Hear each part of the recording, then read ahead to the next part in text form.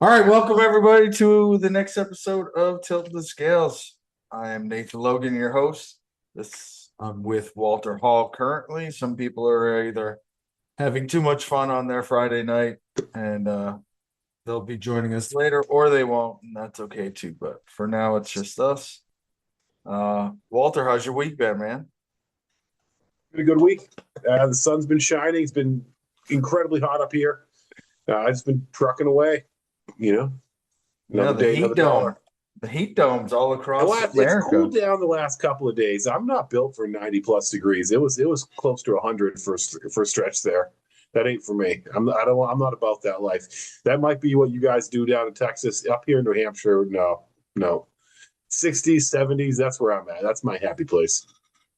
It's definitely what we do down here. I'm a fan of it. I mean, again, we're not outside. None of us, except the people that do manual labor and are outside and work really hard, are actually outside in it all day. But like, yeah, we just walk outside.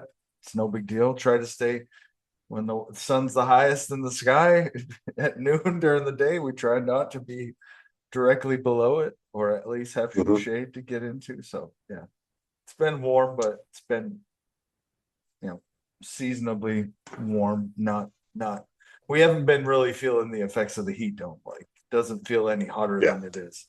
So All right. all right, man, let's start with the layup line.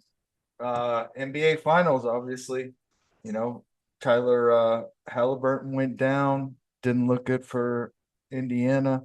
Oklahoma went on to win the series. MVP is SGA. You know, I think. I mean, they're super young. I'm not going to say that it's a dynasty, but they definitely have a chance. What are your thoughts on repeating? Yeah, well, it's not only what they have currently. I mean, they've also got. I think didn't they draft somebody last year who didn't play? I mean, like so they got a couple guys come back from injury. They've got high draft picks. I mean, this team's set up at least on paper to be really Yeah, good for a while. Now they're going to run into the same issue the Celtics have, in that they're not going to be able to re-sign all the players. That is the current CBA. It is what it is, but they're certainly set up to be pretty good for the next few years on paper. Now, who knows whether that translates? We'll see, right? But for me, I feel like the story of the story of the finals was almost more the injury than anything. Just that it had so frequently. What's that? The seventh one this year where someone blew out an Achilles. Third time this playoff where a superstar blew out his Achilles. Like, yeah, boy, oh boy, that's devastating for the NBA. That's devastating for the Eastern Conference, by the way, too, who yeah, lost all three of those players. yeah, Uh, that's what kind of yeah. stands up to me. What do you think there's definitely been a lot of buzz about the Achilles injuries specifically, but Yeah. and mostly again, like, yeah, there were four throughout the season, but three of them happened during the playoffs. Not even to older individuals, just it's not, No, one of them was, but so what do you think the fix is? And again, I don't know. they're trying to address it, but I mean, they're thinking about it, but what do you think the fix is? I have no idea because I don't know what the cause is, right? I think that part of it might be they have both played, at least the latest two, Tatum and Halliburton, have played a lot of basketball over the last year. I mean, they were late in the playoffs last year. Both of them played in the Yeah, Olympics. Come right back in. I don't know if that's it, not letting your body recover enough. I don't know. I really don't know. I'm not a doctor. I can't say. Part of me just thinks it's probably just shit luck. I think they had 0 last year, 7 this year. I don't think that much yeah. has changed between the last 2 years. I think it's just a string of really shitty luck. They should look into it, and I'm anxious to see what they find, but I don't think you're going to find much. I think it's probably the longevity of the season and then the Olympics. And I've been an advocate of, like, shortening the season. The regular season as Yeah. well. Like, I don't think there needs to be 82 games. What would that do to, like, the overall aspect of, like, the records that are held, like scoring records. Like, I to me, that really doesn't matter. I just rather see those individuals, that can play and not be injured to that extent. If we if we look at it logically, also, Halliburton, there was controversy whether he should have played Game 5, which was in Oklahoma. That Yep. Yep. they I think they were up one game. They didn't need to. Oklahoma needed to win the game. So, well, there was no need for him to play. And they prepared. They could have just prepared for him to go home for the game and win that game. And in theory, if we look at it, that's one more game. Yeah. If it was a ticking time bomb, it would have, and the time only started when he was on the court. That would have, he would have made it through the last game, the game 7, and been healthy. And he was on fire too, man. Like the first 9 minutes of that game, it Hmm. was kind of tragic to see him go down like that. Like I'd rather see him roll an ankle and still be able to play than, you know, tear something like that. It was pretty heinous. Couldn't agree Gave more. me some Gave me some goosebumps remembering how that feels. So,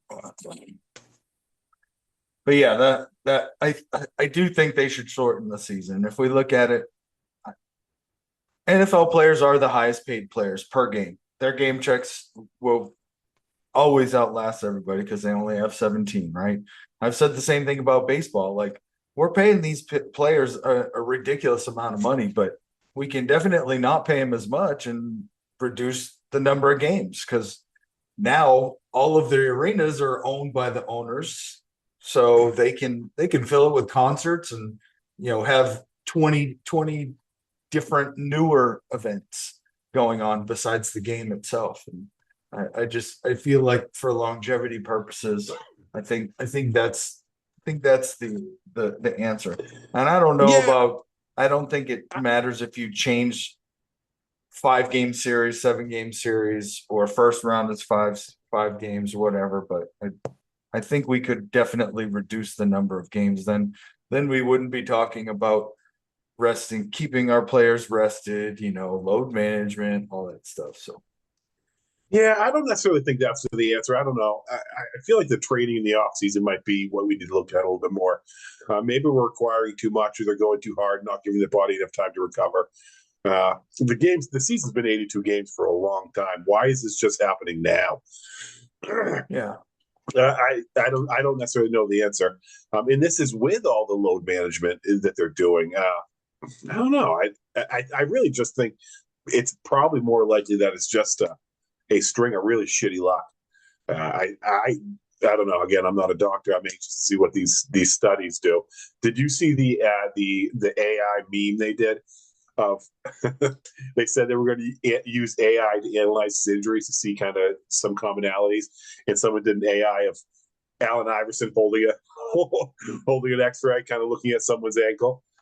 Get an AI. It was very funny. oh yeah, I got a yeah, good kick out of that. the Josh Allen You're not going to AI find anything. commercial. Every injury is different. Yeah, I agree with you that Indiana messed up by letting Tyrese play. That doesn't make sense to me. I think there's a lot of parallels to KG's injury a few years back, where he strains it, probably comes back. And I don't know if that's just a team issue. Like I understand the players are going to want to play in that situation as well. It's a partnership. yeah, Um, yeah. I don't know. Again, I'm just probably leaning towards more shitty luck than anything. Now, I want to hear what your thoughts are in the draft, though. Obviously, my boy went #1, Cooper Cup, main zone, Newport, Maine, Cooper Cup, Yeah. Jesus Christ. Cooper Flag went #1. No shocker there. But what do you think of the Celtics draft? Oh, they got Hugo, and Hugo they got 2 picks they traded their pick to Orlando for 2 other picks, right? for I 4 picks really, total. Two picks this year and 2 picks next year. yeah, I mean, who knows? It's like so this year's kind of different in the sense that, you know, well, one, the top 11 players drafted were all American. They were all, or they all played at the college level. Sorry, last year they all played collegiately. So every one of them played in college. Not one of them was just a foreign player that had never come over to the USA and played college. So I think that we have a problem in the draft where it's not that the picks aren't valued unless you have something like a Cooper Flag, then that's the only time you're going to essentially get your worth out of the pick as far as holding value if you trade the pick, not the known commodity at that pick. You know what I mean? Like a Yeah. first round pick. Here you go. I'm gonna throw this in. there's just so much development that needs to go into most of these players. Like a lot of them, where they were talking about it, like Oklahoma City, everybody they draft, like how are they going to make the team?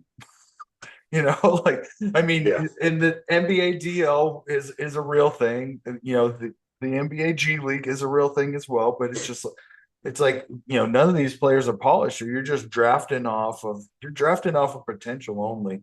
So it kind of lessens the ooh factor and the ah factor of the drafts because there's been for a few years now most fan bases are like, who did we draft? And I Yeah. think NIL will definitely change that because now we're going to have some of the foreign born players that have been paid to play professionally since they were 15 years old. Once they qualify for college, they're going to come over on an NIL deal and they're going to play here for at least a year or more, and we'll get to know them a little bit more. And so I think that'll improve the draft. But I still think the draft overall, I mean, I'm kind of foggy. Like I didn't like Hugo. I did definitely like I shouldn't say I didn't, but there was another guy that had what's he's from South Carolina. He went number one in the second round. And I thought the Celtics should have got him. He has like a 7'5" wingspan. He's six Yeah. eight. He's the same build as Jason Tatum, technically. I thought we could have used another wing player if we weren't going big. And I thought value. He was on like Jay Billis and everybody else's board as the best available, even when we were drafting. So but that kid's young, so and he played against the Olympic team, scored a bunch of points against the Olympic team for Spain. So I guess we'll see. What did you think of the draft? Well, more So, I along mean, the similar to draft. you, I think that as a Celtics fan, we know that our draft picks rarely even make the roster. They're going to be stashed in Europe typically, but I've heard this guy's actually coming over, and where you see impacts 2 or 3 years after they're drafted. I'm anxious to see some of the guys like. I'd like to see a bigger role for Baylor Shireman this year. Um, Yeah, things like that. So I don't think he's gonna have a very big impact this year. I'm anxious to see what he does in yeah, 2 or 3 years. I don't think the second round picks are really going to do much of anything. I mean, maybe in a couple of years. But yeah. in Brad, I trust. I mean, he's drafted well. He's a hell of a GM. So I'm anxious to see where it pans out. I think Except Ace the fact Bailey that he has just made him. go Go ahead. ahead. Sorry, no, go ahead. Except for the fact that he just traded away Porzingis for nothing. And Zach, he had Andrew you. Holiday for nothing. Both of them, Yeah, but man. if you didn't know that was coming, you weren't paying attention. Like this was always going to happen. They're not paying. They saved 26 million. They cut $26 million of the salary and saved $200 million. This was Yes, I not tenable. know. I And know more it was important than the dumb, money but was the inflexibility. Like what it did to their roster. They wouldn't have been able to sign anybody else to supplement. They would not have been able to re-sign Al Horford. They would not have been able to re-sign Luke Cornett. They yes. still may not be able to, but like there's also ramifications that are beyond just the financial piece that you've got to take into account. The second apron is no joke. It is no joke. I'm not disagreeing with that. And they knew that. They knew that. That's they kept the team together to do another run.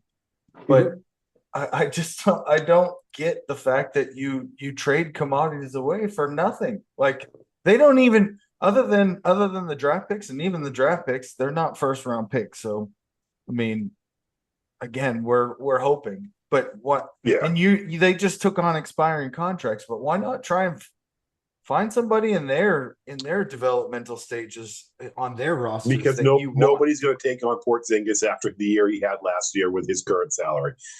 I mean, you had to find someone that's going to be willing to do that without having to give up. But you could have either gotten talent back and had to take a whole bunch of salary back in return, or punted the salary and got very little back in return. You could not do both. He's not that player anymore. As far as Drew Holiday, he took a step back this year too. He was injured part of the year. He didn't play very well for large stretches of the year, and we owed them both a ton of money. I think Brad did about as well as could be expected given the situation with both of those two, in my opinion. Timmy, He welcome. The thing is, Thanks, though, gentlemen. he got himself in that situation and then had to get himself out. So I don't think he did. So I disagree with you yeah, saying that he did but a good what job by you're not putting talking himself in about that is that position.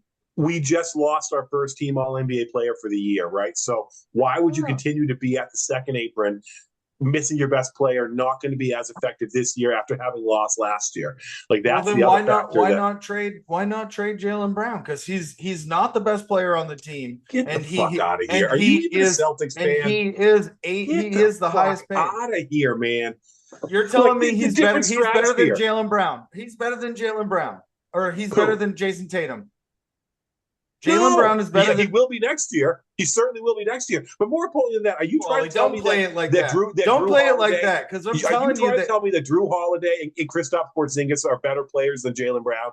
Is that or would be more meaningful in this team next year than Jalen no, Brown? I'm saying if it's a salary dump, then dump the guy that's getting paid the most and isn't your best player, because that's the right move because you No, overpaid the guy. he's still an All NBA talent player. I mean, you're talking about an NBA Finals MVP here. This is no scrub. This is a perennial All Star. Like this is one of the 20 best players in the NBA. This is a type of player you can build a team around. Who's a defensive centerpiece of this team. Like I think he's a guy you can play around. You can build an entire roster around this guy. He's been living in Jason Tatum's shadow. That speaks more to Jason Tatum than it does Jalen Brown. I love the disrespect though. Keep it coming because he and I feed off this shit. This is what we this is what we live, Disrespect. breathe, and eat. If he's the second It's best disrespect. player on the team, but he's the highest paid, then I feel like economically there's an issue with that. Like, He's the second highest paid. Jason Tatum makes more than him. No, not last year. He does. He will next year. Of course he will. That's the same. That's the same. You can say the same thing. You just said, "Oh, he'll be the best player on the team next year." That's because Jason Tatum isn't playing. Like that. That doesn't. That really doesn't mean That's my anything. point. That That's my doesn't mean point. anything. No, he's still not the best player on the roster, regardless of who's injured or who's not, who's playing that night or not. He's not the best player. Now, being second on you're that not a team, real Celtics fan. Are you a Lakers fan at heart? Like, what is it? The Knicks fan? Like, what team do you actually root for? Because it's not the Celtics. so You must be a San Antonio fan. What if let's say the Celtics offered Jalen Brown for Cooper Flag or Jalen Brown for Dallas's first round pick? Yeah. What do you think? I would do that in a second. Yeah, I would do that. They would. You don't think Dallas wouldn't take that. You don't think so? It's the cost control. You have Cooper Flag at a slotted because we overpaid him. That's why. No. You didn't listen to a word. You're not listening to a word I fucking say. You just say what you need to say over and over again without actually listening to the words coming out of my mouth. You said Cooper cost Flag control. is cost control for the next 5 years. So being able to pair him up with Jason Tatum makes a lot of sense. Yeah, absolutely. Cooper Flag is also a generational talent by every measure, and has been identified as such for the last 5 years. So we're like you're comparing apples to oranges. No, I'm not. I'm comparing the best player on the Celtics team, according to you, to an unproven rookie who's number one overall. You know, like, I mean, again, the economics of it makes sense. I'm not saying I want to see Dallas him excel. isn't making that trade. Dallas would never make that trade. I mean, who knows if they even offered? But I still feel like if you're gonna dump those two and essentially start over. We don't know what Jason Tatum's going to be. We don't know what Jason Tatum's going to be when he comes back. I'm saying if you're dumping those two, you are starting over. Are you not? By dumping Kristaps in no, I don't think so. I don't think either one played their best basketball last year. So, like, I don't think either Drew Holiday. I love Drew Holiday. I love Kristaps Porzingis.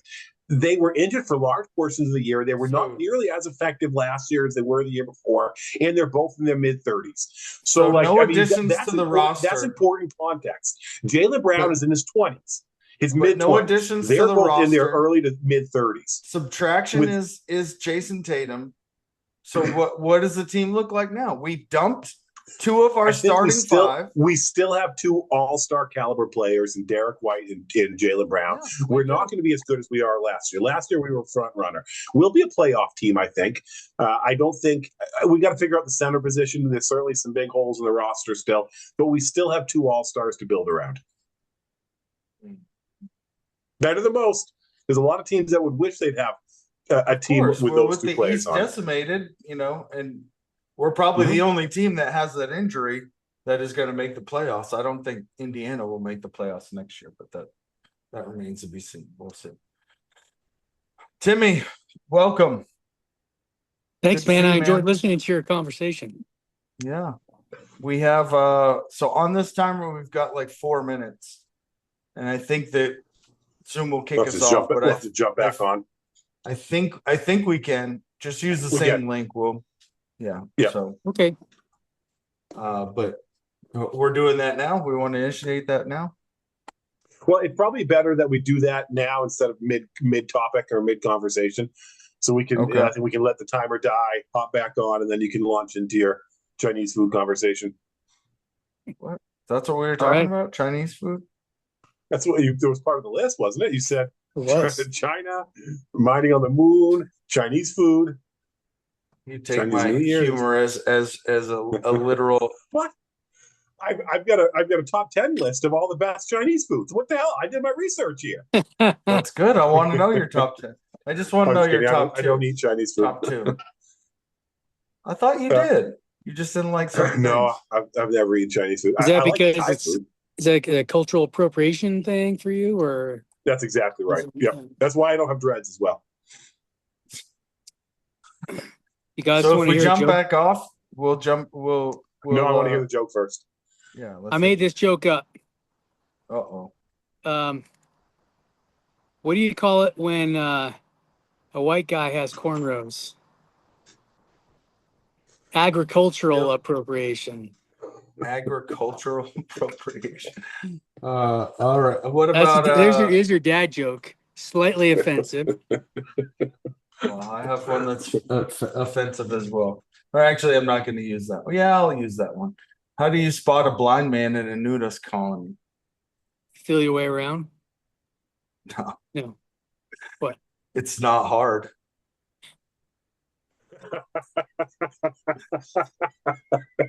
That's not offensive. That's fantastic. I think it's funny, but some people think that's the dad joke of the week. But we'll jump off and try and jump back on in case. All right. I'll be back.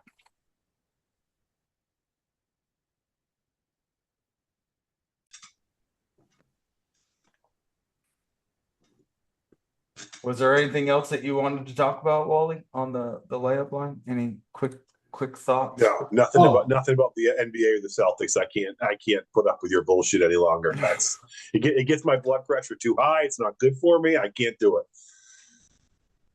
It's economics, man. He is. It wouldn't matter. No, I can't. I can't do this. I can't do this. He's the highest paid player. If you're dumping salary, there's got to be some consideration. Like, I believe that every player should get as much money as they want, but that money at some point is going to create an inconvenience for the team or you as far as the situation that you're in. You know what I mean? Like, so there's a reason why Tom Brady was never the highest paid quarterback. Like, he wanted the money to be spread out so that there were better players around him or higher quality players, or hell, maybe it was an agreement. Spend this shit on the defense so that they can stop the other team from scoring. I don't know, but anyway. Michael Jordan rookie card sold for $2.5 million. Do either one of you have like baseball cards or basketball cards or stashed from our youth? I've got all of my baseball. I've got all of my basketball cards. We got them all. Yeah, Zach and I have a full collection at my mother's house still. Now, the problem is I collected them in the late 80s, early 90s, which is widely considered like the dead era of baseball cards. So I don't know how many of them are worth, but we've probably got between us every Shaq rookie. We got some decent ones. Zach was a big Barry Bonds collector. I mean, so we have some good cards. Haven't gone through them in probably 20 years, though. I'm actually anxious. My son's starting to get into collecting. We collect bobbleheads together. So Pokemon? I'm anxious for a time where I can sit down and kind of go through all those with my son. My brother-in-law, his father, well, he was the coach of the Interlakes team when we were in high school, and I remember. he owns a card shop in Meredith, where Interlakes is, and so he's it's still running. He's retired now, but that's what he does full time. Makes Good for trades, him. and yeah, Good for him. That's living the That's dream. cool. yeah, right. Have you looked into anything, either of you, as far as baseball cards are concerned? Because now there's like a very structured and regimented like way to classify the card or like grade the card as far as the quality, the price. And in order for it to be sold, it needs to have some sort of certification on it that someone's actually graded it and looked at it, vetted it. Have you guys heard I mean, that? that's always been the case. That's always been the case. I think it's much more prevalent now. And I think that they're doing a lot more of the high ticket, like pulls and high ticket cards. So they have a lot more specialized sets, signatures, jersey cards, that Yeah. sort of thing that I think is a lot more prevalent than it when it was. But you could always get cards graded. Even back in the 90s or 80s and 90s, you could get cards graded. I Well, just I'm think that using people have I'm taken, using like that as a everything else, they've loose taken it. term. I'm using that as a loose term. I could go in and show somebody a Jordan rookie card and they say, "Yep, it's a great card. It's in really good value, and this is how No, much I'll no. give it." No, there's But actual grading services. That's I, always been the I case. You can send your cards away to get them graded, and they've always been around. At least as long as I've been collecting cards, they've been around. But like, I wasn't pulling. I didn't have the capability of pulling a $200,000 card when I was back then either, yeah right? So like, there's some cards now, like one of one, Paul Skeen signed, shit like that, like becomes uber collectible, and people will pay hundreds of thousands of dollars for a brand new pulled card. I yeah never felt like that was the case back when I collected. okay. All right. So, do y'all want to talk about China, or do you not want to talk about China?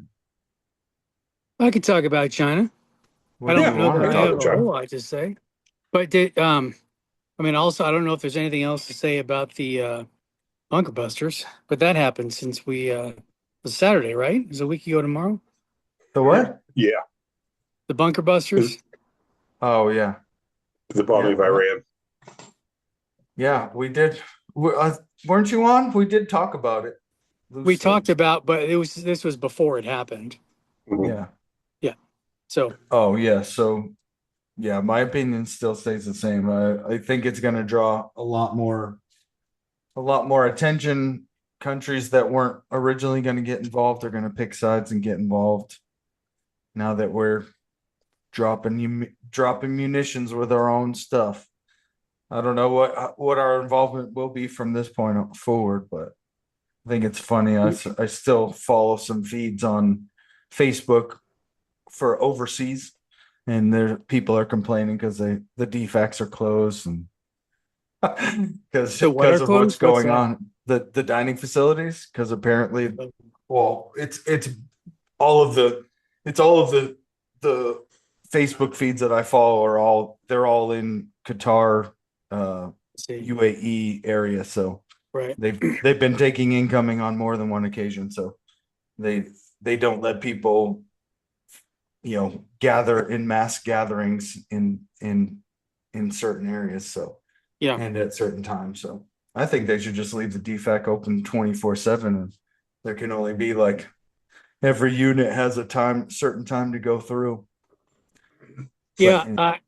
I don't. I think I would take a different position in the sense that I don't think it's going to um, gather a lot of momentum as far as China and Russia and Hezbollah and all these people getting on board. I think actually a lot of people seem like they're distancing themselves from Iran, and so I mean, I wonder if it's going to be sort of a one and done, and like, hey, don't do that again. And you know, I don't know that we're going to have boots on the ground in mass. So I don't know. I'm rather optimistic about it. Paul, you got anything to add? TBD, right? I maintain that I don't think we should have got involved personally. I think that if Iran is the number one state sponsor for terrorism, we've just opened our doors to be a giant terrorist target, a refreshed giant terrorist target in a war that doesn't. I don't know. I don't know, and I don't know how particularly effective it was by any measure. I think I've heard very mixed reports about exactly the efficacy of said bombing. I know Trump's report that it was the most glorious bombing of all time.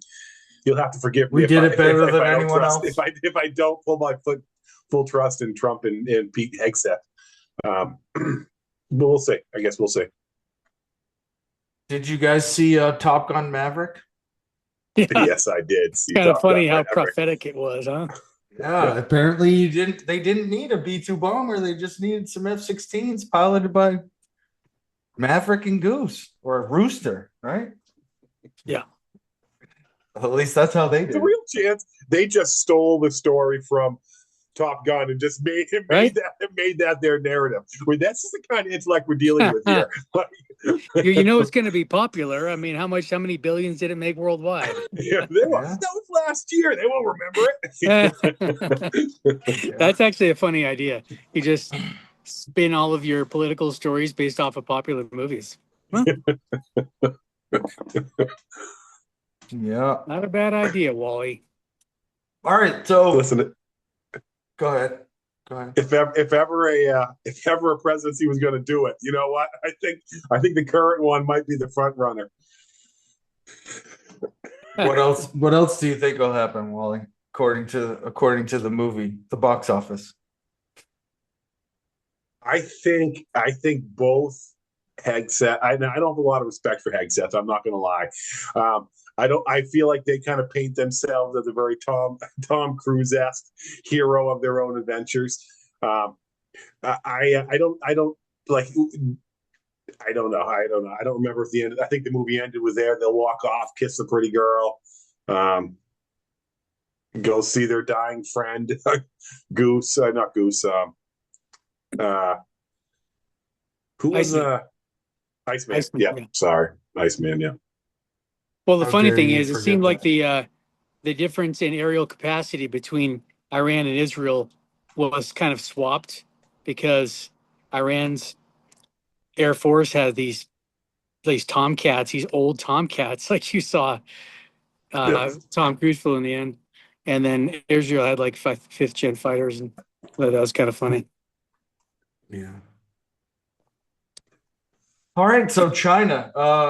It sparked my interest because I watched the Sean Ryan podcast. It was with former colonel in the Air Force who helped start the Space Force. He had a conversation with Sean Ryan. He owns a company that is very much like SpaceX. They create rockets. They do logistical transportation essentially for supplies to outer space, whether it's to the ISS, the International Space Station, or getting satellites up into the geosynchronous orbit. Anyway, he was talking a lot about why the creation of Space Force is important, why the exploration of space and just the known space that we can touch, which is between us and the moon, we'll say, and our close to proximity orbit of our world. How important it is to start not exploring but establishing more than one space station up there. He also stated, which is a fact, that China is mining on the dark side of the moon where we can't see. We don't have any satellites up there to actually monitor anything, but their space program is on the moon, mining on the dark side of the moon. No pun intended for Pink Floyd or anything like that, but they're supposedly, and it hasn't been proven because we haven't been able to get a hold of any of the samples that they're transporting back to Earth, but the thought is that they're collecting and mining helium-3, which, if you guys have ever played any science fiction games like that is a known commodity as far as energy is concerned, helium-3 or H3. So anyway, they're collecting it. It's easy to form in space because of the low gravity, because of radiation. Very hard to form or get helium-3 to form down here on Earth because of the gravity and because of the less radiation. And apparently it has a ridiculous amount of, or it can be a very viable source of energy. So they're collecting it and somehow using it, I'm sure. But the gist of the conversation was that they're doing a lot of things that we are not, and that includes, corporate espionage, stealing our ideas, changing patents, so that it doesn't look like stealing. They're making the same amount of cookies and adding more butter and more sugar to them, which, kudos to them. I mean, they're getting ahead of the game, but anyway, I just thought it was funny because, again, they are one of the largest countries in the world. They have a lot of resources available. Economically, I'm sure we owe them, just like everybody else in the world. We owe them a lot of money. I'm not really sure how we pay that back or how we balance the scale on that. But just as and when we look at the Earth in general, water, right? Our military might has been pretty good in the Air Force. We have some of the most advanced aircraft, as well as a sheer number. Like, we can outnumber pretty much anybody, and total of all of our adversaries together, and we probably do. Our Air Force is pretty stout. Same with our Army as far as numbers. But when we look at the Navy has been very kind of on the opposite scale. Like, it takes a lot of money to create a lot of money and time to create an aircraft carrier, as well as a submarine. And a submarine, you can only house so many people. So when we look at our Navy and how we defend the waters, which the world is 90% water, right? I think we all, or is it 2/3? I don't know what the exact number is. No, it's like 75% or something like that, or more than that, maybe. So when we look at our Navy is getting smaller. Our shipbuilding in general is getting smaller. Like, we only account for 0.1% of the shipbuilding industry in the world. I'm not sure why that is, because when we look back to World War II, yes, there was a need for them, but in 1943 alone, we made like 18,000 ships of various sizes. 100 aircraft carriers is exactly what we made. Now, they were a little bit different back then, but it's just, when we look at that combined with some of the other things as far as advancements, that the things that China is doing and we're not, I think it looks like we're falling behind the curve in a lot of things. I'm not saying it's an arms race against China, but they're definitely being aggressive in areas that we're not. And the question is, why and what can we do? So let's look at that a little bit, because I think there are two separate issues. I agree wholeheartedly about the precious minerals, and I think this is I talked about this a couple months ago. We talked about the USAID, or wherever the hell that program was that they cut. That, like, let's not pretend that was there was a lot more depth to that than just simply helping out other countries. It was established relationships with third world countries so that we position ourselves to be able to mine their precious metals, a la what China's doing in Africa. So yes, we're behind the eight ball on that, and we've only set ourselves further back by pulling all our money away from these countries. We can debate whether or not that was the right thing to do. But I think that China has spent a ton of money. They were doing it down in Panama as well, for access to to have access to the Panama Canal. But I think our military has a different perspective now, in that, like, we could bomb Iran from Kansas City. We don't need the need for a giant navy isn't as great as it was back in World War II, because we're able to launch full-scale attacks from anywhere in the world, from the middle of the heartland America. That changes things substantially, right? So we don't necessarily, is it worth the billions and billions of dollars to invest in a robust navy when you can literally launch a plane from Missouri and bomb anywhere in the world? I don't know. And again, you probably know more about this than I do, but I think that's a really important point in this. We live in a different time where we're able to access anywhere in the world with a push of a button. Drone warfare. We can sit in the comfort of an office and bomb people without ever having to put actual human beings at risk. That changes warfare exponentially. So I think trying to pivot where our money is spent probably makes a little bit of sense. Um, but as far as our pursuit, So is of this part of the minerals, Doge's plan? Is this part of Doge's it, plan? Federal cuts, I'm federal not sure, but spending. I get. You tell me. You're the military expert. You tell me? I think it just boils down to when you think about why does an aircraft carrier cost so much? You know, I mean, one, it's we still have, and we're starting to more now, but we have kind of put off like our research on energy and different sources of energy. Like nuclear power plants are a thing of the past, apparently, but they're an endless source of They're coming back. energy, so, They're and coming yes, back. they are. Yeah, I know, that's the point of this. That's what I'm getting to.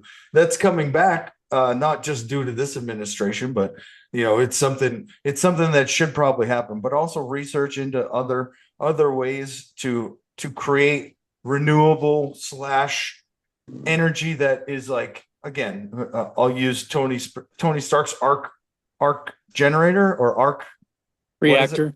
Arc reactor. Yeah, like why are we not coming up with things like this? Like it could power a tank. And again, I do feel like that specific thing, although it's interchangeable, the one that he made, they never tell you in the movies or the comic books, but I'm sure it costs a ridiculous amount of money to make.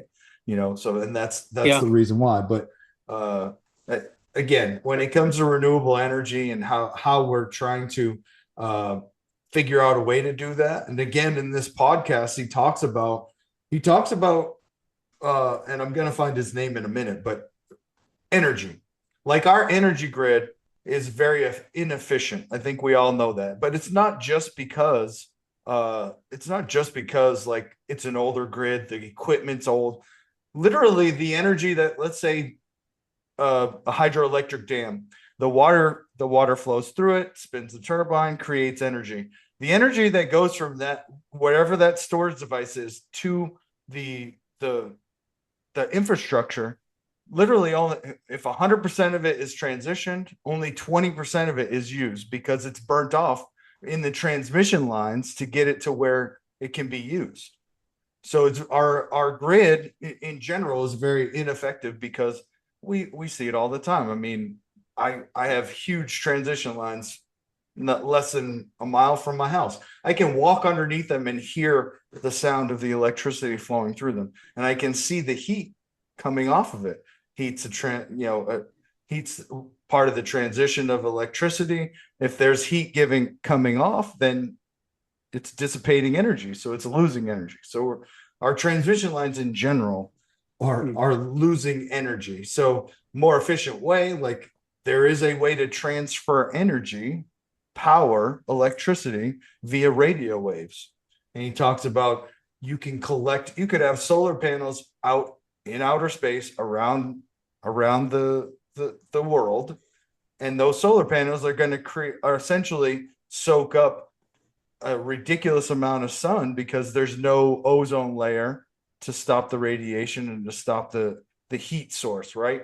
We have an insulating layer, which is the ozone, so that we don't burn to death when the sun's rays hit us, right?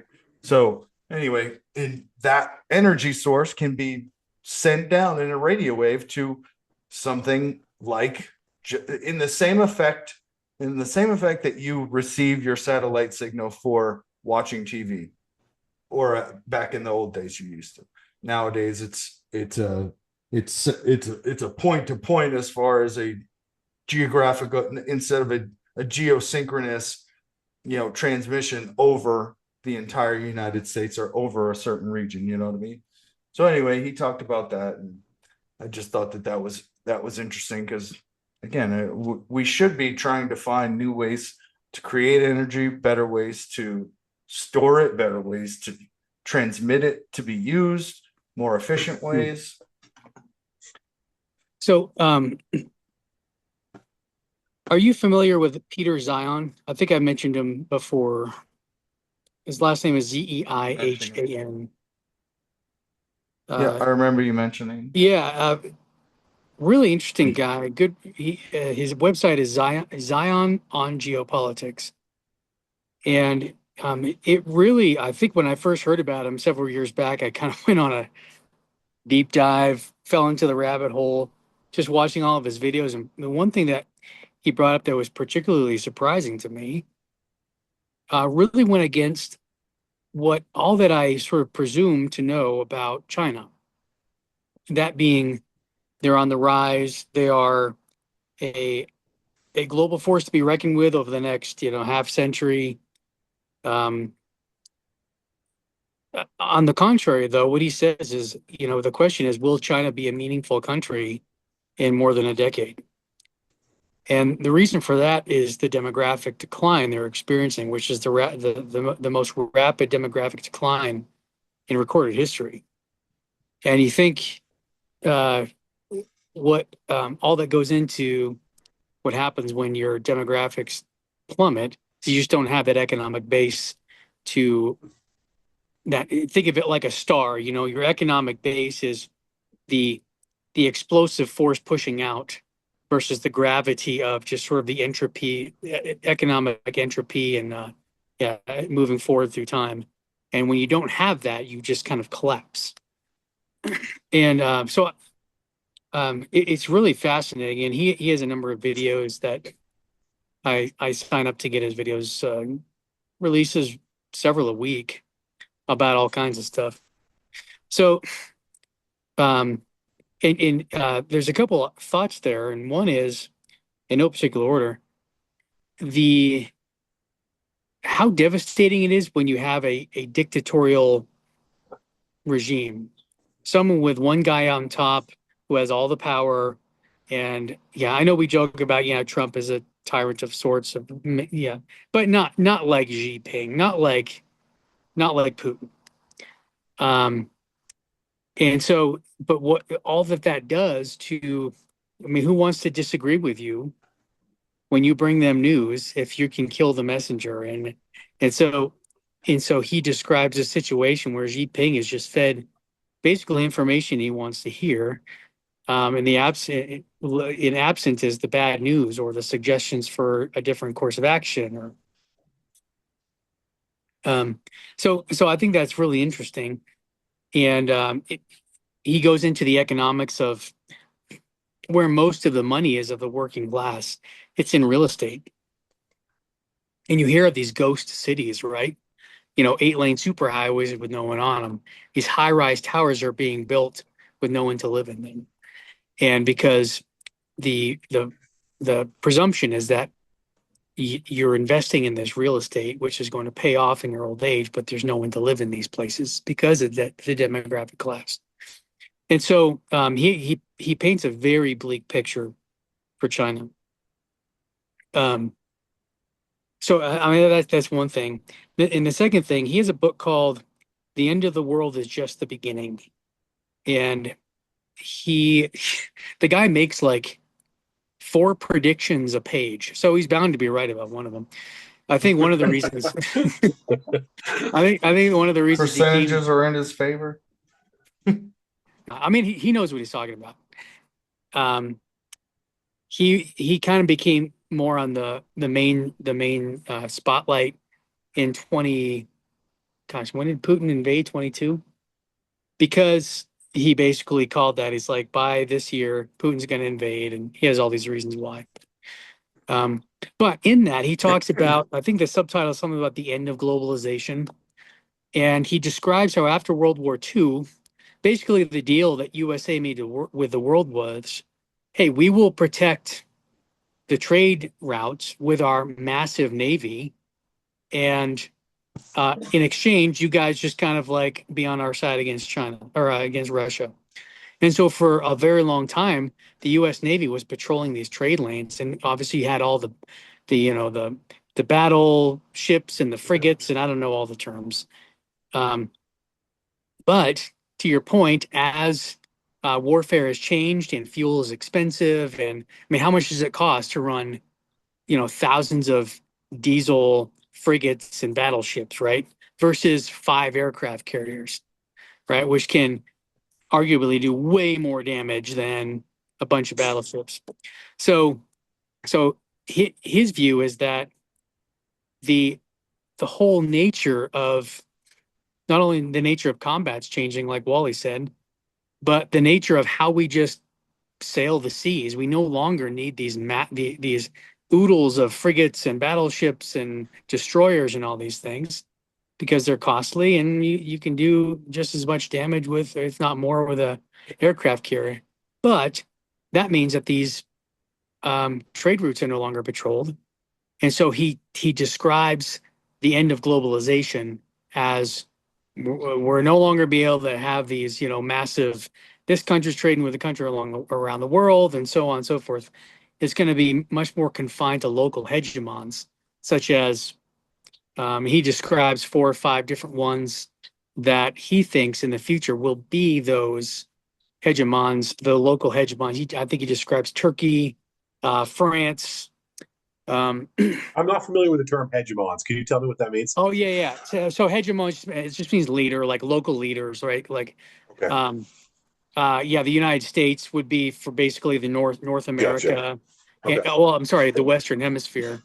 Um, and then Argentina actually is actually very, very wealthy country if they can get their, political ducks in a row and stop stealing from their wealthy people. Um, so yeah, I mean, a lot of interesting things are happening um, because of this change in how we do warfare has economic consequences. It's pretty interesting. that is interesting. Is he, you follow him on X? Is he on like where do you follow him from? If you go to his website, which is let me just look it up real quick. Is um,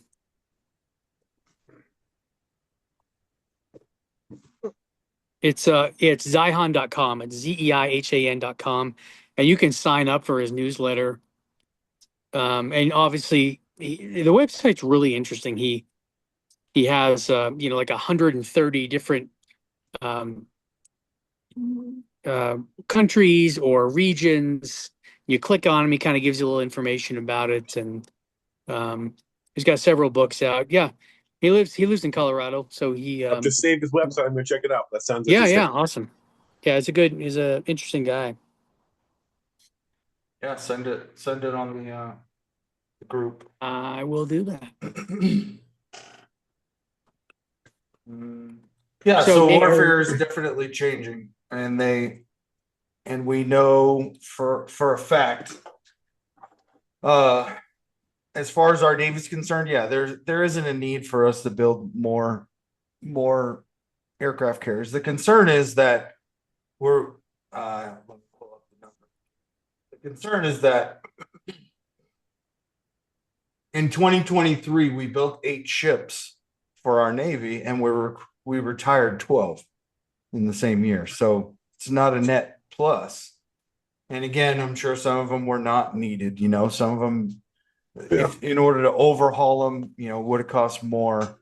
But yes, warfare is changing. There's also a guy that was on a Sean Ryan podcast. He owns a company called Saronic, and he is a former Navy SEAL. He's creating basically unmanned boats at different sizes to do different things, but they're all essentially AI operated. One person, or a hive mind, so to speak, one person would control 100 of these, and they're battery powered. They can be obviously stored and transported in a bigger Navy ship, and then they can be distributed out and about wherever you need to, creating a footprint of, again, intelligence as far as collecting data, not only weather, being like what we call an LPOP, an observation point. They can just sit out on the water They could also be submersible as well, so underneath the water or on top of the water.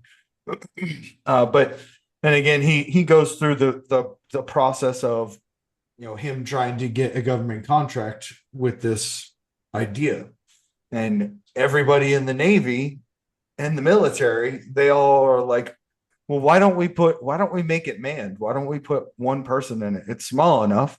And then he's like, well, how much more? Because in order to do that, what would you want to give them cubic footage wise for one person? And then I got to create a bathroom, and then I got to create somewhere for them to live or sleep. If I keep it solely electronic, you just need to power it up, make sure the equipment works, and then let it go do its job. Like, you don't need to house it, you don't need to feed it, you just got to maintain it. So yeah, that's definitely a different perspective from older military people that, again, yes, we know that there's a drone up in the air, there's somebody in Las Vegas or some other hub that's controlling it, even though it took off in Iraq and it lands in Iraq. There's somebody at another remote location that's controlling it. There is a human behind it. There'll still be a human behind those boats, but it was interesting to learn a little bit about that. But again, to go back to the Navy, and again, how much I think this is good intelligence as far as, if we were to look at the sheer number, China's Navy has 754 ships. How many of those are just like literally oil tankers or big tankers that are transport? Who knows? It could, I mean, I would think that if they're putting that number in there, it would be a ship that houses military people and has some sort of munitions on it that's capable of destroying other ships at a minimum. But that number 754 is China. We're at 444. Russia's at 410. What concerns me though is that all of our peer group, like UK, they have 109 boats and they're number 34 in the world. And I'm sure they don't have a care in the world about that, but they were at once the dominant, empire, and they had a huge navy. I'm not really sure what happened. I mean, I guess they're still suffering from the Tea Party, I guess, but I don't know, man. I just everybody from basically from Russia down, everyone else has at least half of what we have, which is about 200. But the other thing you got to consider though is that you have to fuel them up, and Yep. it's another vulnerability. So I think China imports something like 70% of their crude oil. Oh, it's a huge percentage, and so I think a third of that I think is from Russia, and then maybe a little bit of that's from like Malaysia or something like that, and Brazil. Iran. I bet a lot of it's from Iran now. Oh yeah, the Middle East, yeah, totally, like with Saudi Arabia and all that. But that's a lot that introduces vulnerabilities, right? Like how much does it cost? You park a U.S. destroyer in the Gulf of what is it, Cabo or whatever that is, and there goes a huge percentage of your oil, and so like thinking upstream, and all of these things have to be funded with fuel and things like that. So that's just another consideration. Well, they're gonna be powered by helium-3, man. Right. That's why they're doing this, right? But on the real note, again, like the infrastructure that China has is just vastly overwhelming. Like, again, I talked about it. We produce, or we account for 0.1% of the world's shipbuilding. Now, again, I'm not sure why that is. I don't know. I don't know the answer for that. Whether it's we don't have the bones to put the stuff together, or we don't have the manpower, the smarts, the industry. But if we compare that to China as far as what they can build, right? If they needed to, they could build 23 million gross tons of ships every year if they wanted to. And that's a ridiculous amount. I agree. It is a ridiculous amount, but it's a ridiculously unnecessary amount too, right? Like, again, like so great. They can build all these ships. If their population is collapsing, and I think this is another podcast we ought to look into, because their population is on the decline currently, and the catastrophic effects that's going to bring about. Ours isn't far behind. Like, I think, Tim, you probably know more about this than I do, but are we not projected to have a population decline within the next century? Yeah, I mean, once your population drops below 2.1 Yeah. kids per family, then it's very difficult to increase that back up. And obviously, the further down you go, I think we're like 1.8 right now. Yeah. So yeah, I mean, we're not far. Basically, the entire Western world. I think the only countries that are notably increasing are the Middle Eastern countries, right? Yeah, which is a fascinating yes, which is a fascinating topic to me, and I think this is one that begs further conversation, and I think it's one, Nate, that you would enjoy talking about as well, because the potentially catastrophic effects of a population collapse on the world economy, certainly the U.S. economy, and I think China's in the beginning stages of that, and they can build all the ships they want. If they can't man said ships, they're in a world of hurt. And more importantly, if they're not able to adequately support their populace, good fucking luck. Like, they're not going to, like, you need industry, you need these people in these jobs. You can only AI so much. And I just bring up the capability. I just bring up the capability because, again, they're still doing things that are progressive, i.e., again, the helium-3. The helium-3 introduces a huge economic stream that they don't even need to use it. They just figure out a way to use it and an application for it, and then sell that, and then that's money in their pocket again, and they've cornered that market. Our government is very good at creating ways to tax the people. It's kind of funny because we created a war and took down a monarchy because of taxes, but the government does continue to tax us, and we don't, like, they're not creating new streams of revenue to tax us. They're just either upping the ante on what we got, or, again, marijuana is a good example. Like, just go ahead and legalize it and federally tax it. That's a new stream of income. If you're going to allow it to be legalized in some states, just go ahead and make the jump, like, and tax the shit out of it. Is it legal? Is it legal in Texas and New Hampshire? It's not legal in Texas. It's medicinally legal in New Hampshire. It's medicinally legal in Texas. We're the last state in New England that hasn't legalized it recreationally. Yeah. We got less than a minute. Do we want to jump back on, or? Up to you. Doesn't sound like it. I don't like that enthusiasm, fellas. I'll jump back on. I'll talk about anything you want. Sure. Okay. My opinions are free and unsolicited, so let's go for it. We'll just drive all around, find different yard sales. We'll give the kids a budget. We do like an American Pickers kind of S. Oh yeah. We'll say, okay, here's $20. We get $20 each to spend, and we'll just spend the day bouncing around from town yard sale to town yard sale. Have a blast doing it. Have so much fun doing it. I hear what you're saying, man. Saturday mornings, there's few things that give you more joy than nothing to do Saturday morning, go hit up a yard sale. I don't know. I just love it, man. It's great. I agree. I couldn't agree more. I disagree. I think Saturday should start with the gym. Oh gosh. And then you can go to the yard sales. Yeah, it's too hot here. There aren't too many yard sales. You can go to Goodwill. I actually want to do something at my new house.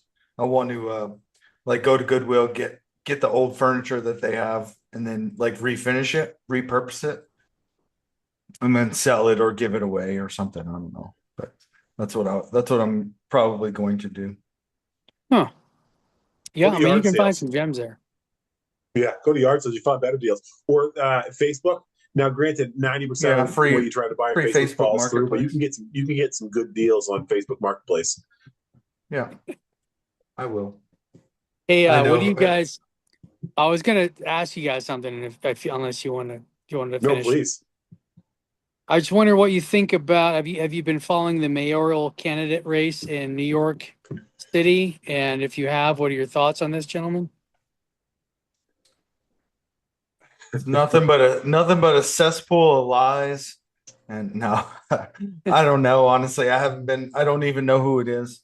Uh, yeah, politically, I'm not Okay. really sure. What's the background?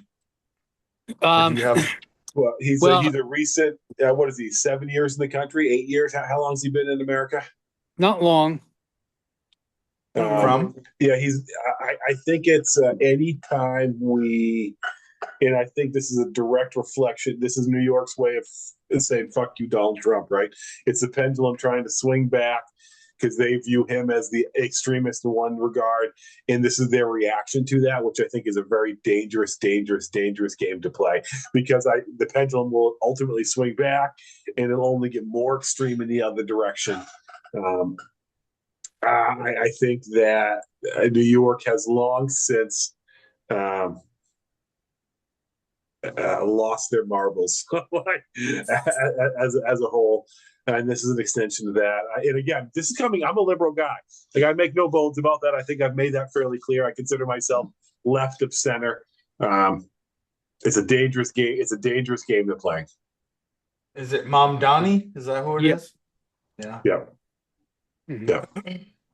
yeah. Yeah, I know he just won the Democratic primary, so he's not mayor yet. He No, still but has and to. look who he ran against, right? Like this is the fucking problem with the Democrats. Cuomo, like what the fuck are they doing?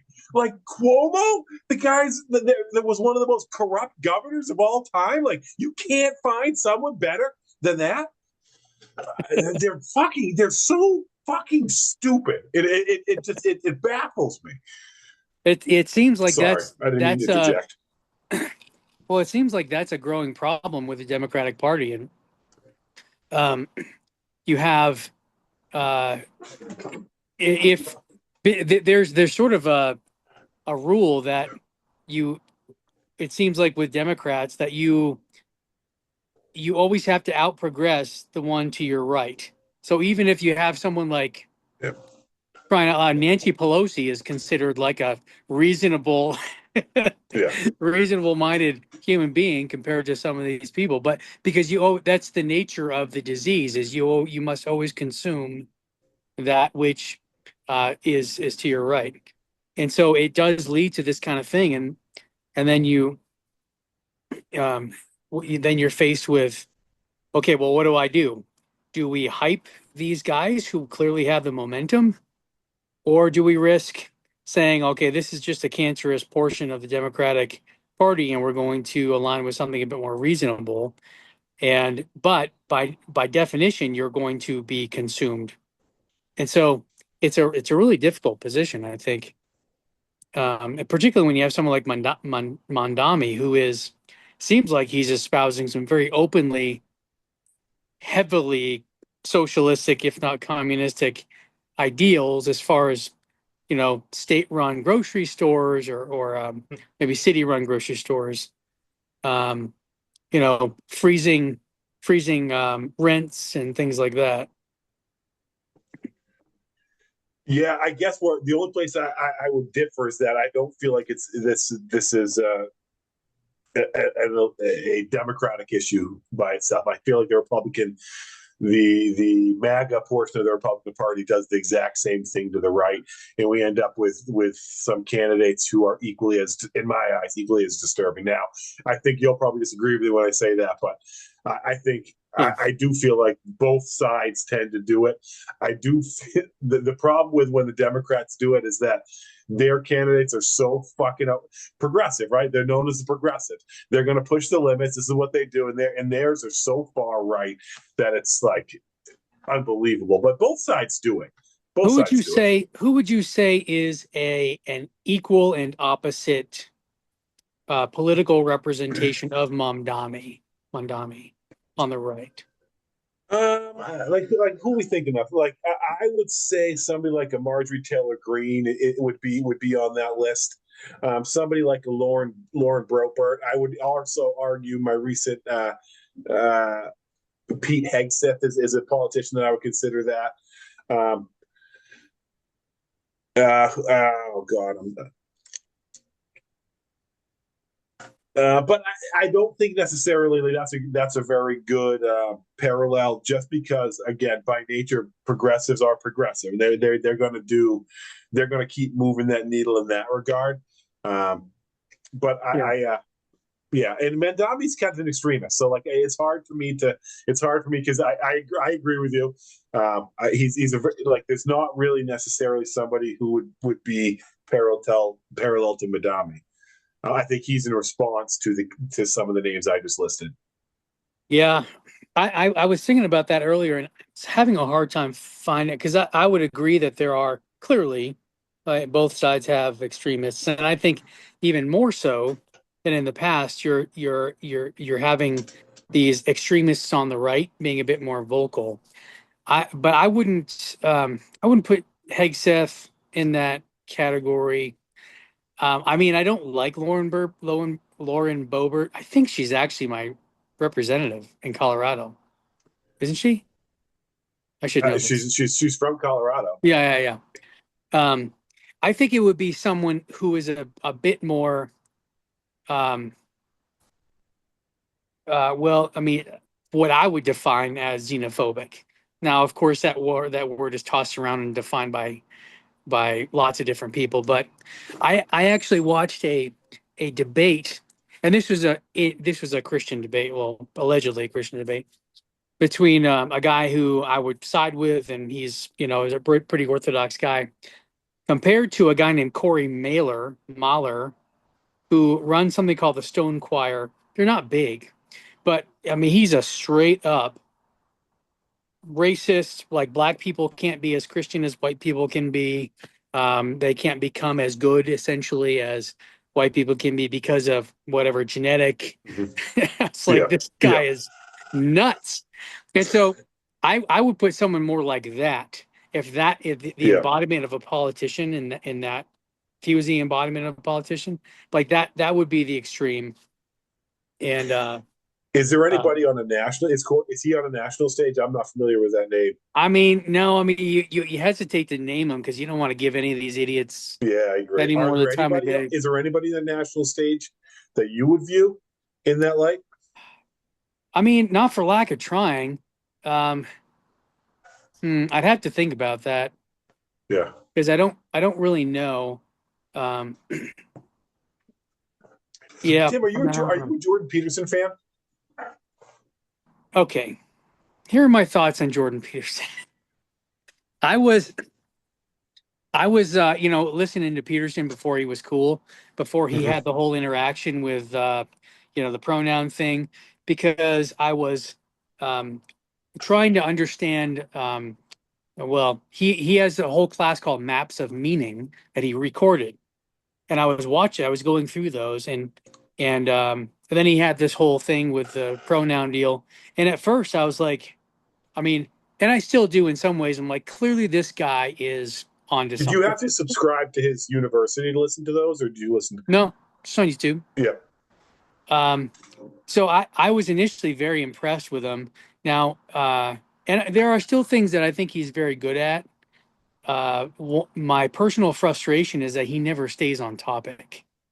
Like you try and listen to this guy, particularly during his class, and you're like, he's talking about this particularly, concept of meaning, and then he goes off on this rabbit trail. And like, okay, we'll come back to that, and he never does, right? It just keeps going down these rabbit trails. And the other thing that I don't really like, um, and I would actually say it's more dangerous to have it than not having it, is his mythological interpretation of scripture. I don't know if you know this. He's now aligned with the Daily Wire, which Okay. is do you know what that is? I'm familiar with the Daily Wire. Yeah. Okay, so they're clearly a conservative Yeah. organization.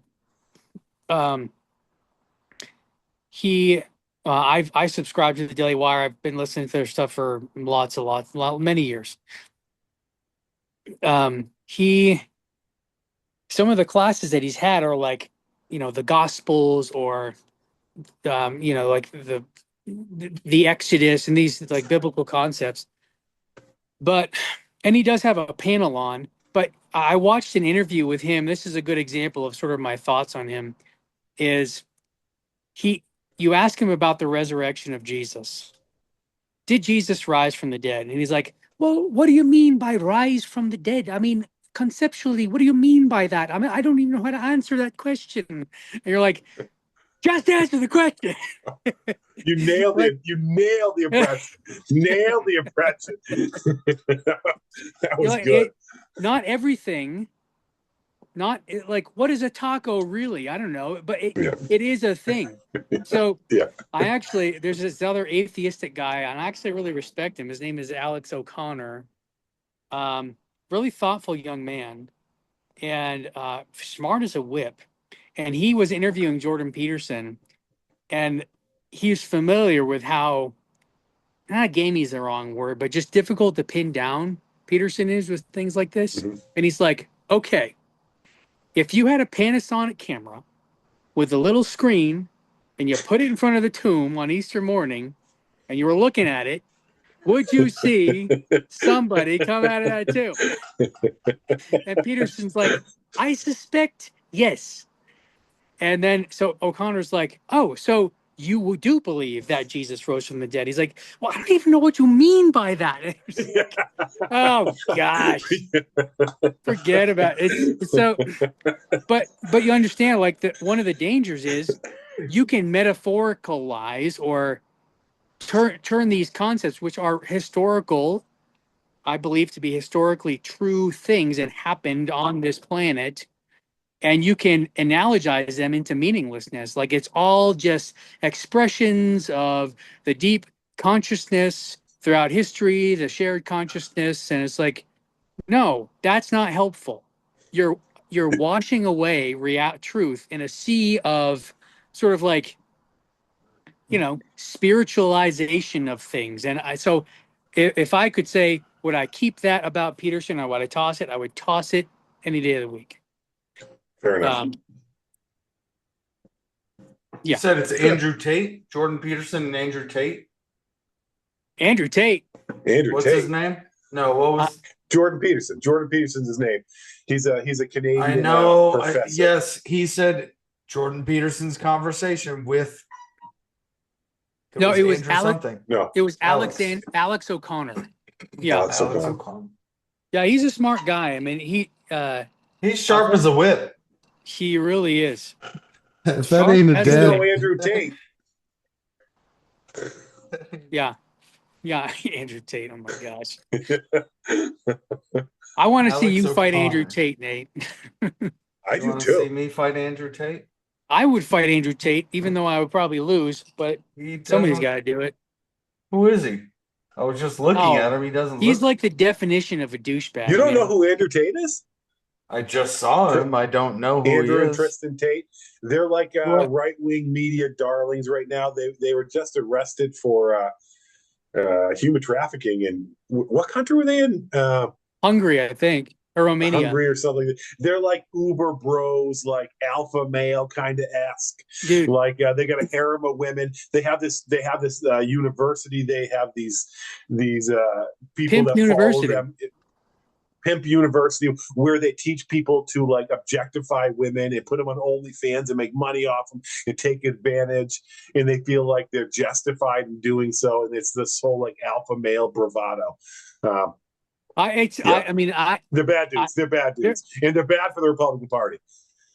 yeah, I mean, I being someone who is just to the left of King Arthur, I do not claim him on my side at all. He's a masculinitot, and he needs to be arrested. He needs to go to jail for forever, or get the crap beat out of He's him. bad dude. His brother is too. Tristan Tate's a bad dude too. There's some great podcasts. Like I gotta say, they have great sound clips. Like if you bite certain segments of Andrew Tate's interviews, and he's been on a lot of different programs. Forget Andrew about Tate. it. Bad dude. Bad dude. He is a bad dude.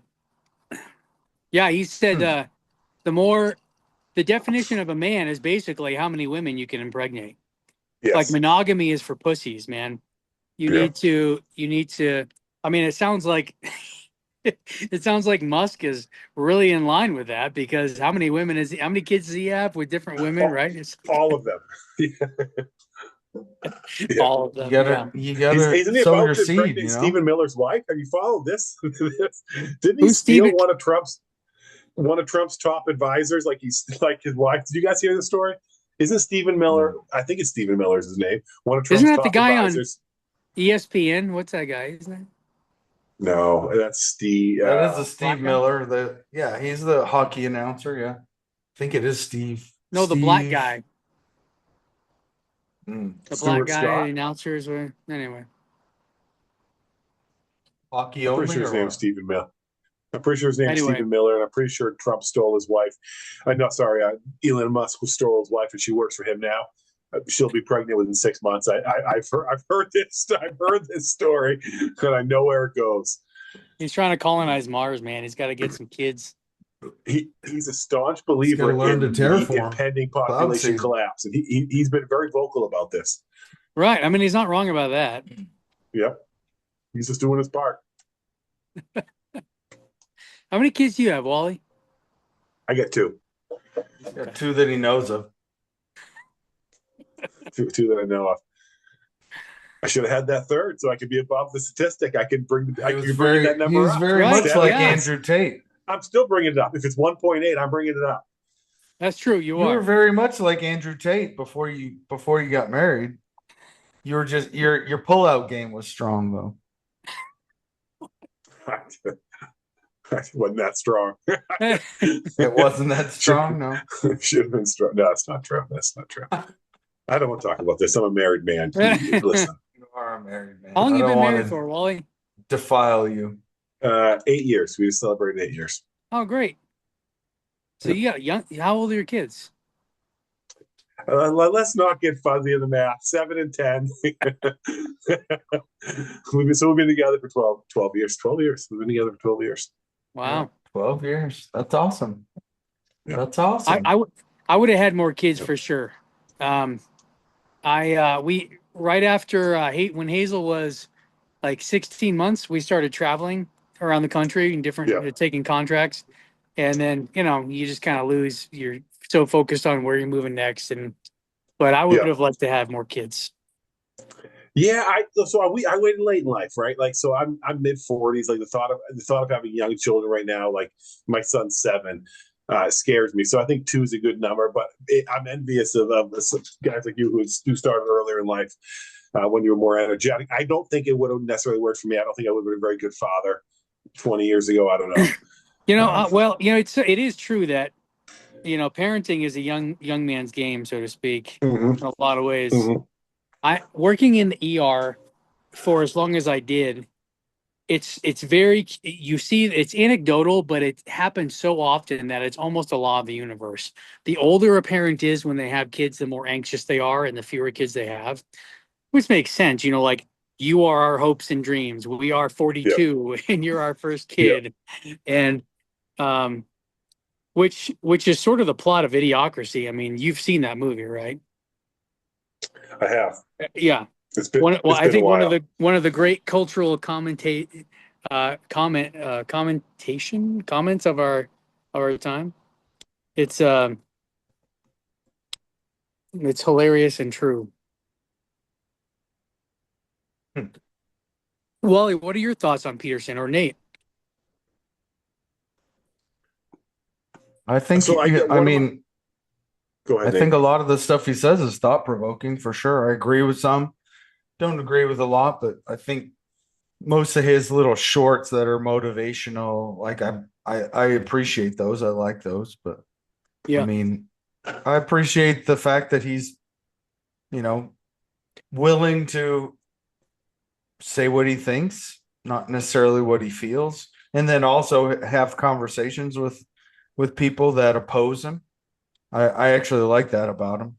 I don't know if you guys have been following the Liver King. He wanted to fight Joe Rogan. Like I saw there's that. Got this arrested. huge silly thing. Yeah, he got arrested. He only got arrested because he made the threats, and then I don't know where he lives. He lives in Texas somewhere. I think he lives like north near Dallas, and I think he made the trip. He drove down to Austin to try and in his videos he said he was going to confront Joe Rogan. So that's why he was arrested because he made the Oh, trip wow. down. They probably just wanted to let him know that they're monitoring his social media, like just by you making the threats or saying you want to beat somebody up and then driving to the location or in the same vicinity, like that's it's not a crime per se, but we want to bring you in for questioning. So yeah, I Yeah. thought that was funny. I'd really appreciate if Joe Rogan would sit down with the dude and have a go like, what's going on, man? Because he is right. Joe Rogan would probably whoop his ass, like if they got into a fight. Like, There's no probably about it. Have you Yeah. seen the way that man kicks? Like holy hell, Unbelievable. he would take his head off. yeah, His spinning, what do you call it? well, Spinning back kick, yeah, spinning he's heel fairly kick or something like athletic, that. but those were also from when he was a little bit younger too. Now he looks like he's still in the same, fitness.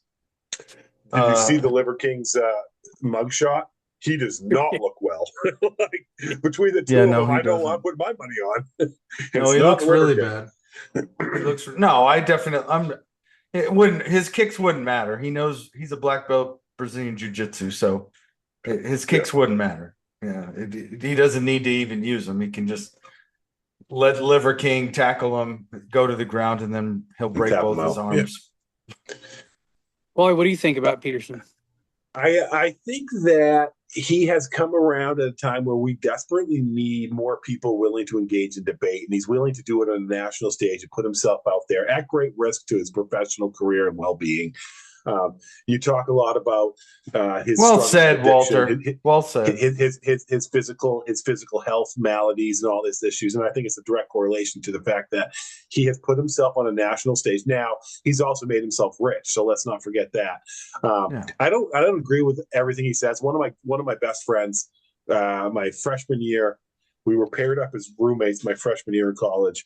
He's been going through a litany of health concerns of his own. He's been trying to get listed to have a kidney transplant for the last few years. I might talk Thought he was about him on coming this on this here, podcast a Wally. couple times. He'd be more than willing to. But so he's been trying to get on the kidney transplant list, but he hasn't. He doesn't believe in the COVID vaccine and other vaccines, and they won't list him because of it. Really? Yes. So his health has steadily deteriorated. He's been on dialysis now for probably 4 years. And I don't know what your experience is, but it seems like it's a steady decline. And when you're on dialysis, he's got restless leg syndrome so severe that like he can't sleep. He twitches like a full body like convulsions when he's trying to sleep. So he'll go days without sleeping because of this restless leg syndrome. And he's got like when he speaks a lot about Peterson and Peterson's view of kind of the way his worldview certainly, but certainly his view of the way we run our medical system and whatnot. There's certain areas where like he hits the nail on the head, and I really appreciate what he says. Other stuff I don't necessarily agree with, but I really like what he's done to the dialogue and the fact that he's willing to stand up and listen to as many other opposing views as possible. I do feel like he's one of the more doom and gloom people I've ever encountered. Like where everything is just like he's never happy and he's always like just angry and like it's gonna be a shitty way to go through life. Frankly, is kind of what stands out to me. Because he's just so mad at the world all the time, and He so was on intense. And you're Kill 100% right that he goes off on these tangents that like good luck trying to follow along because he sells and I think that he's and part of what's been turned off is he's really kind of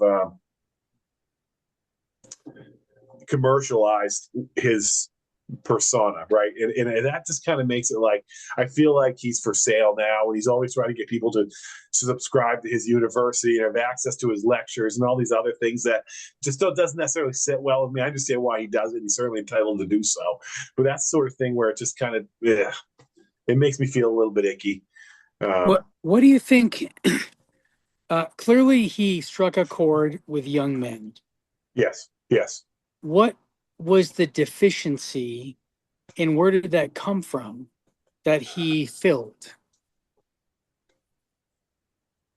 Uh, so I think that he's called attention to the fact that we men as a whole, and white men more specifically, were um,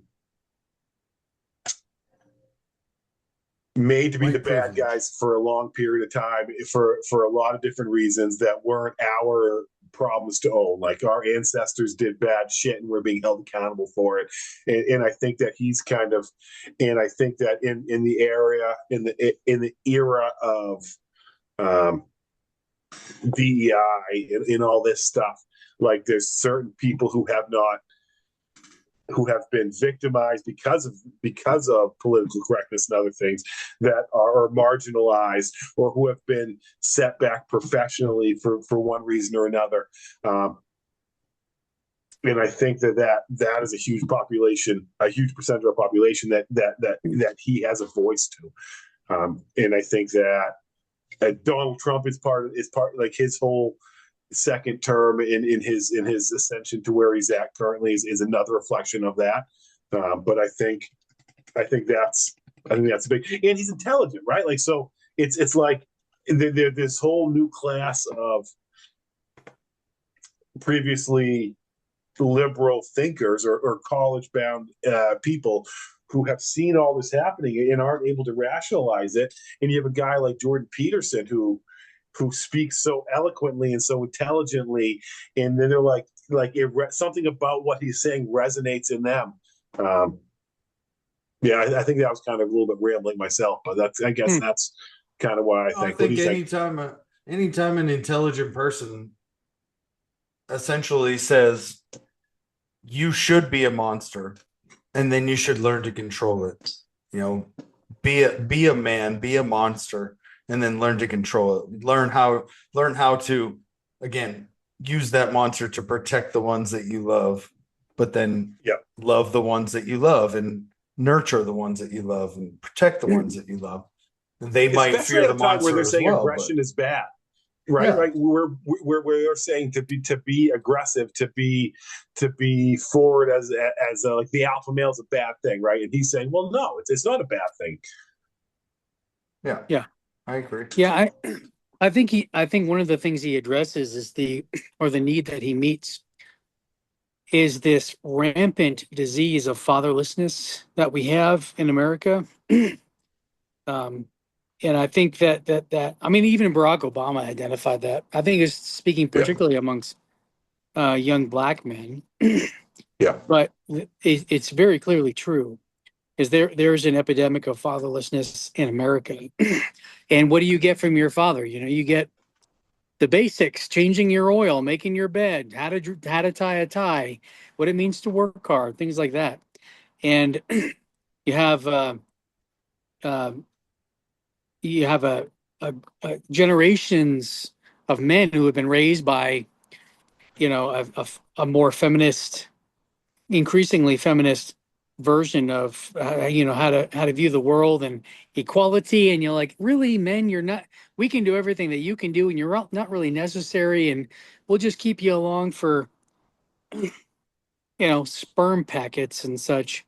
And I think that he addresses that, hey, this masculinity thing is a thing. It is an identity, and it's not something we're making up. It is a real thing, and you can have purpose. You can control yourself. You can self-govern. And I think that um, from my perspective, the only downside of that is that should be coming from the church, in my opinion, and not from. But I'm glad that somebody was talking about it. I think that there's an epidemic of feminism and the equal and opposite epidemic of fatherlessness that he has addressed. And then you got people like Andrew Tate who are presumably, purportedly, on the same train, but they're not. They're idiots and they need to be thrown off the train. Or the yeah. the extremists or at one extremes end of the spectrum. Yeah. Yeah, I mean, I don't like the term toxic masculinity because I think there's a lot of normal masculine things that are couched under that term, but I would put him under that title. I mean, can't say enough bad about him. Well, I mean, we all know the term douchebag. If you're a douchebag and you're preaching Yeah. masculinity or trying to say that you're an alpha male, like Yeah. that's not that's Yeah. that's no, that's not the message. That's not a true alpha, number one. But yeah. That's true. Mhm. We got 2.5 minutes left. I think I'm gonna bail, see the fam. Yeah, I'm going to do Well, the same. I'm not going to see the fam. I'm going to see my pillow. go see your pillow, go see your family. I appreciate y'all getting on to talk. I love y'all. All Let right. me know if Right you want back to at talk you, about buddy. something next week or if you can be there next week. Next or week's the whatever. 4th, so I probably won't be on. I think Oh, I'll be yeah, that's right, yeah. 3 sheets to the wind. Good for you. Celebrate God bless America. America. You know where Yeah. that phrase comes from, don't you? Three I sheets don't to know, the actually. wind. Yeah. Yeah, you do? I do don't. not know. No. Oh, well, the sheet is the rope that ties down the sail. So if you're 3 sheets to the wind, that just means you're barely flapping All in the sail. wind from, yeah. That doesn't mean Oh. all 3 sheets to the wind, meaning they're not tied down. Yeah. Okay. You're just Oh, barely yeah, that hanging makes on sense. by one sheet. Yeah. Yeah, I got you. Barely hanging Okay. on. Okay. Yeah. Yeah, that's Yeah. my Well, goal. look at you, you So- old sailor, you old sailor, you. There's nothing. Well, I mean, if there's anything I know about Colorado, it's filled with old sailors. Right? We're a nautical state. All right, night, Yeah. boys. All right, see All ya. right. Good night. See y'all.